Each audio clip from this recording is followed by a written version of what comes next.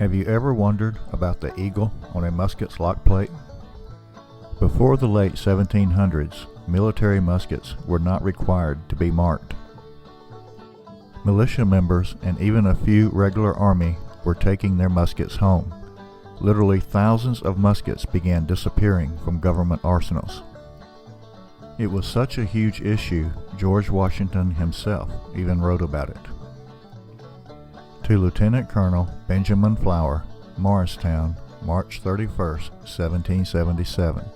Sir, the great waste and embezzlement of public arms and the difficulties arising from thence makes it necessary that the utmost precautions should be used to restrain such infamous practice and future losses. I know of no way so likely to effect it as that of putting on them some mark, indicating them to be public property, and therefore request that you will have all belongings to the state, as well as those which have been lately imported, as all others, as far as circumstances will admit of, stamped with the words United States on such parts as will receive the impression, which designation should also be put on all their accoutrements.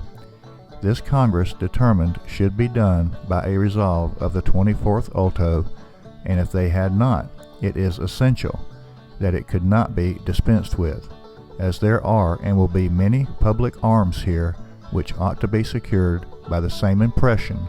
I wish you to have several stamps made and sent by the earliest opportunity to Mr. French, commissary of stores here, with directions to advise me of their arrival, that may be immediately used. I am, etc., George Washington. The first markings of USA was not on arms, but on powder. At first, many political figures were against the use of an eagle. For example, Benjamin Franklin. Benjamin Franklin wrote to his daughter, "For my part, I wish the bald eagle had not been chosen as the representative of our country. He is a bird of bad moral character. He does not get his living honestly. You may have seen him perched on some dead tree, where, too lazy to fish for himself, he watches the labor of the fishing hawk, and when that diligent bird has at length taken a fish, and is bearing it to this nest for the support of his mate and young ones, the bald eagle pursues him and takes it from him. With all this injustice, he is never in good case, but like those among men who live by sharping and robbing, he is generally poor and often very lousy. Besides, he is a rank coward. The little kingbird, not bigger than a sparrow, attacks him boldly and drives him out of the district." First recorded eagle was used on a musket by Eli Whitney. Yes, that Eli Whitney. Whitney had a contract in 1798 to provide arms to the U.S. government. He used the eagle on his own, and it started a trend that remains to this day. Here are some examples of the eagles in my collection of muskets.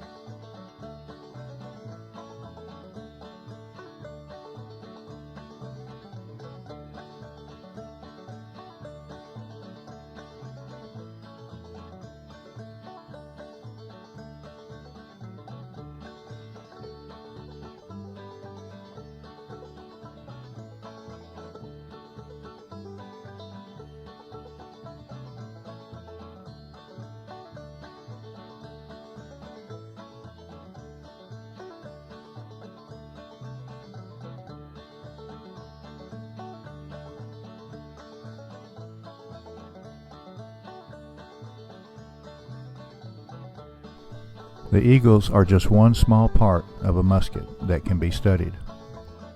I hope you enjoyed this video. If you did, please like and subscribe.